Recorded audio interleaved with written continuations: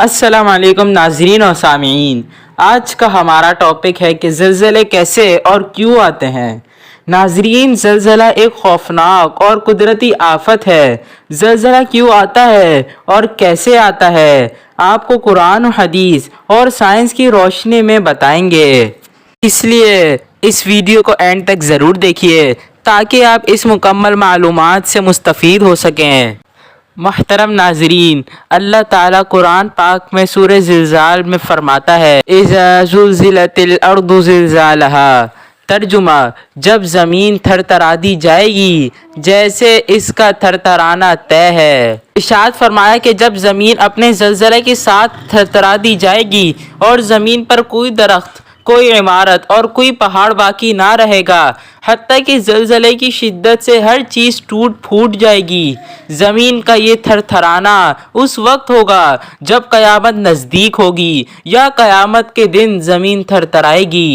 قیامت کا زلزلہ کتنا ہولناک ہے، اس کے بارے میں ایک مقام پر اللہ تعالیٰ ارشاد فرماتا ہے سورہ حج آیت نمبر 1 اور 2 میں، اے لوگو اپنے رب سے ڈرو، بے شک قیامت کا زلزلہ بہت بڑی چیز ہے۔ جس دن تم اسے دیکھو گے تو یہ حالت ہوگی کہ ہر دودھ پلانے والی اپنی دودھ پیتے بچے کو بھول جائے گی اور ہر حمل والی اپنا حمل ڈال دے گی، اور تو لوگوں کو دیکھے گا جیسے نشے میں ہے، حالانکہ وہ نشے میں نہیں ہوں گے، لیکن یہ اللہ کا بڑا شدید عذاب ہے۔ سورہ زلزال کی آیت نمبر 2 اور 3 میں اللہ تعالیٰ فرماتا ہے وَأَخْرَجَتِ الْأَرْضُ أَثْقَالَهَا وَقَالَ الْإِنسَانُ مَا لَهَا، اور زمین اپنے بوجھ باہر پھینک دے گی اور آدمی کہے گا اسے کیا ہوا۔ یعنی جب زمین اپنے اندر موجود خزانے اور مردے سب نکال کر باہر پھینک دے گی۔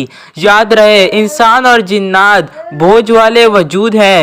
جب تک زمین کے اوپر موجود ہیں تو وہ زمین پر بوجھ ہیں، اور جب زمین کے اندر ہیں تو زمین کے لیے بوجھ ہیں۔ اسی وجہ سے انسانوں اور جنات کو ثقلین کہا جاتا ہے، کیونکہ یہ مردہ ہو یا زندہ، زمین ان کا بوجھ اٹھاتی ہے۔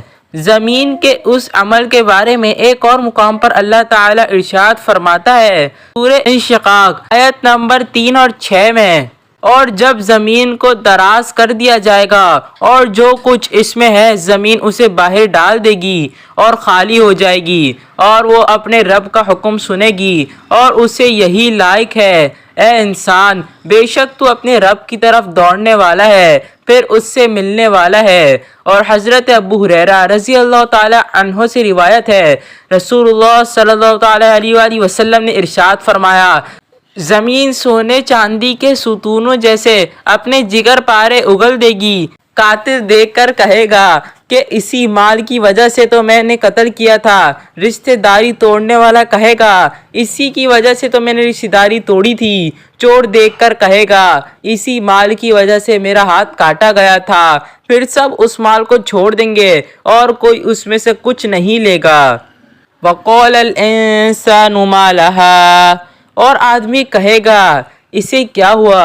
یعنی اس زلزلے کے وقت جو لوگ موجود ہوں گے وہ حیرت سے کہیں گے زمین کو کیا ہوا، ایسی مضطرب ہوئی اور اتنا شدید زلزلہ آیا کہ جو کچھ اس کے اندر تھا اس نے باہر پھینک دیا۔ آیت نمبر 5 اور 6 میں اللہ تعالیٰ ارشاد فرماتا ہے يَوْمَئِذٍ تُحَدِّثُ أَخْبَارَهَا بِأَنَّ رَبَّكَ أَوْحَىٰ لَهَا، ترجمہ، اس دن وہ اپنی خبریں بتائے گی اس لیے کہ تمہارے رب نے اسے حکم بھیجا۔ اس آیت اور اس کے بعد والی آیت کا خلاصہ یہ ہے کہ جب یہ امور واقع ہوگے تو اس دن زمین اللہ تعالیٰ کے حکم سے مخلوق کو اپنی خبریں بتائے گی، اور جو نیکی بدی اس پر کی گئی وہ سب بیان کرے گی، اور اس سے مقصود یہ ہوگا کہ زمین نافرمانوں سے شکوہ کر سکے اور فرما برداروں کا شکریہ ادا کر سکے۔ چنانچہ وہ یہ کہے گی فلاں شخص نے مجھ پر نماز پڑھی، فلاں نے زکوٰۃ دی، فلاں نے روزے رکھے اور فلاں نے حج کیا، جبکہ فلاں نے کفر کیا، فلاں نے زنا کیا، فلاں نے چوری کی، فلاں نے ظلم کیا، حتیٰ کہ کافر یہ سن کر تمنا کرے گا کہ اسے جہنم میں پھینک دیا جائے۔ لہٰذا ہر انسان کو چاہیے کہ وہ گناہ کرتے وقت زمین سے محتاط رہے۔ رسول اللہ صلی اللہ علیہ وسلم نے ارشاد فرمایا، زمین سے محتاط رہو کہ یہ تمہاری اصل ہے، اور جو کوئی اس پر اچھا یا برا عمل کرے گا یہ اس کی خبر دے گی۔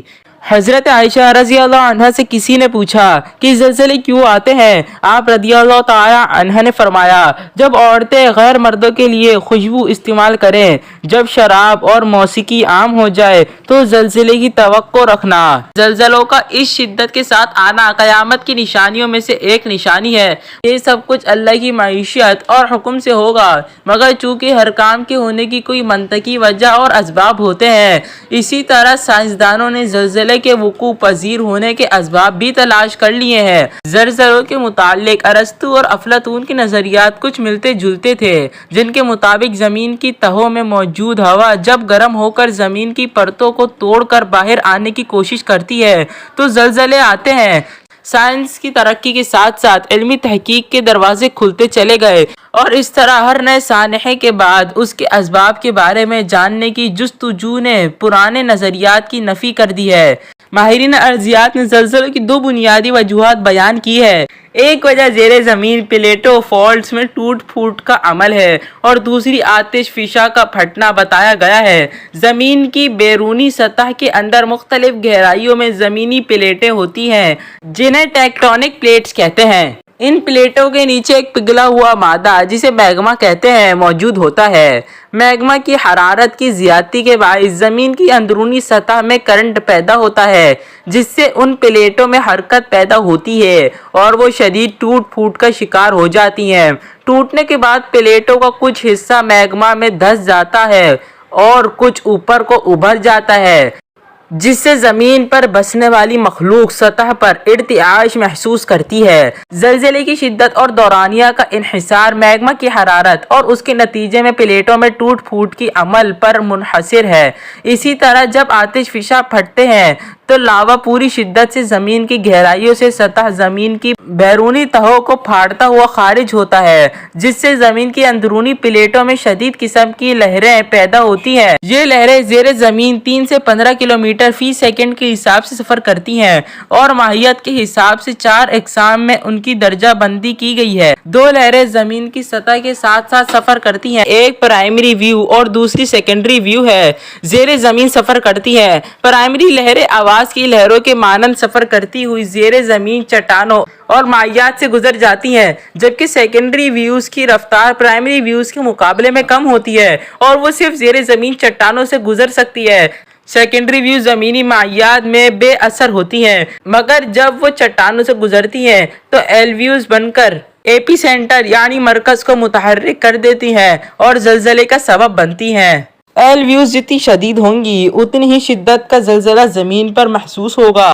زلزلے اگر زیر سمندر آتے ہیں تو ان کی قوت سے پانی میں شدید تلاطم اور لہروں میں ارتعاش پیدا ہوتا ہے، اور کافی طاقتور اور اونچی لہریں پیدا ہوتی ہیں جو سطح سمندر پر 500 سے 1000 کلومیٹر کی رفتار سے بغیر اپنی قوت اور رفتار توڑے ہزاروں میل دور خشکی تک پہنچ کر ناقابل یقین تباہی پھیلاتی ہیں، جس کی مثال سن 2004 کے انڈونیشیا کے زلزلے اور اس کے نتیجے میں پیدا ہونے والے سونامی ہے، جس کی لہروں نے ہندوستان اور سری لنکا جیسے دور دراز ملکوں کے ساحلی علاقوں میں شدید تباہی پھیلائی تھی، جس کی گونج آج متاثرہ علاقوں میں سنائی دیتی ہے۔